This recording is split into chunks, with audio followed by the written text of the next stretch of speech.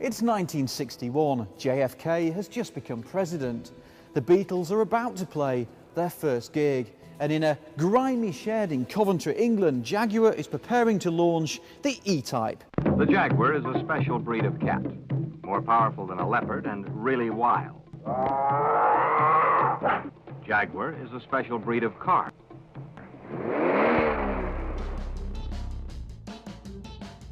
A car that Enzo Ferrari would soon declare the most beautiful he'd ever seen. 77 RW was the first roadster ever built, and the original press car. Powered by a 3.8-litre engine, this very car hit 149.1 miles an hour when tested by Motor Magazine in the UK. Launched in the US as the XKE, it was fast, exotic and just about affordable. It became an icon of an optimistic age and the must-have choice of the Glitterati. Indeed, it proved so successful that Jaguar struggled to replace it, preferring instead to tinker with the details. And like so many supermodels, it suffered from one too many trips to the cosmetic surgeon. And like Elvis, it got a bit fat. This is the last E-Type ever built, a Series 3 V12 produced in 1974, just as President Nixon was resigning from the White House and the Beatles were splitting up.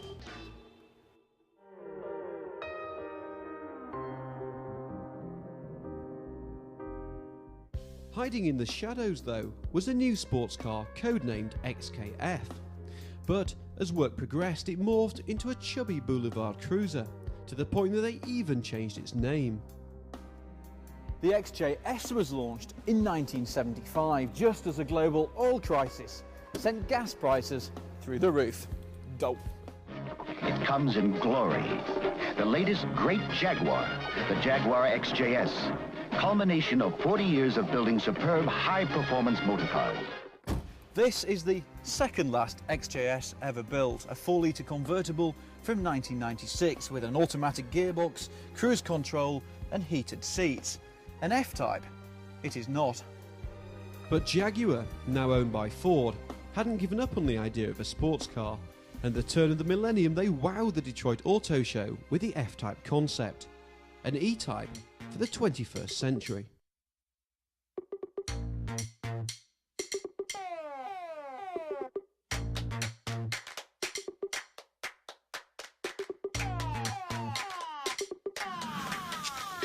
This is the first time in over a decade that anyone's been given access to this concept, which is kept under wraps at the Jaguar Heritage Trust.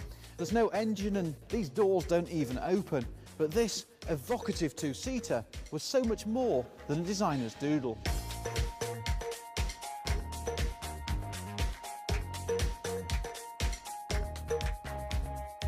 In 2001, Jaguar confirmed it was heading for production, and some excitable punters even placed a deposit.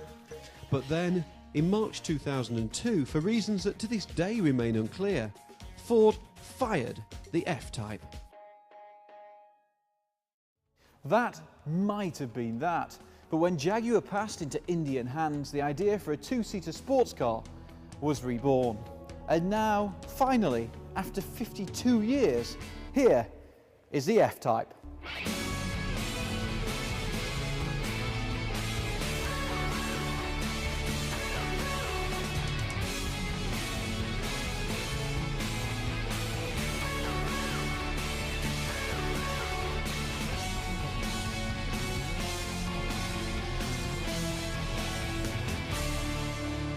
When you park them side by side like this, you can see that the 2000 concept really was the missing link.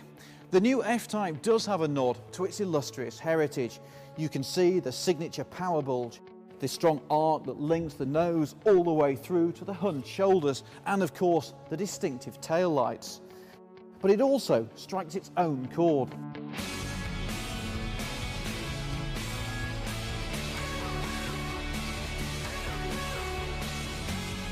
While the 2000 concept very obviously looks back to the past, the new F-Type has a sharper edge and at least one eye on the future, which has to be a good thing.